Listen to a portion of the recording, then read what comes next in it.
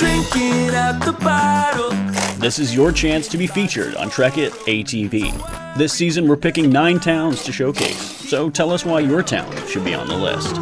Dropping down a cobble in the sun. I'm Ben Cummings from Trek It ATV, and as you can probably tell by the state of my shop and my wheeler, we don't do any winter riding around here, so I've been thinking. And if there's anything we've learned in the last couple years of Trek It ATV is that there are plenty of towns in New Brunswick that do support ATV tourism. Unfortunately, there are some that still don't, and that's where you come in. We want to know whether your town is a hero town or a zero town. We want to recognize people and communities that are going above and beyond for ATV tourism and promoting it as a recreational sport. Whether it's a mayor, a town councilor, or even a club president or volunteer, we want to hear from you.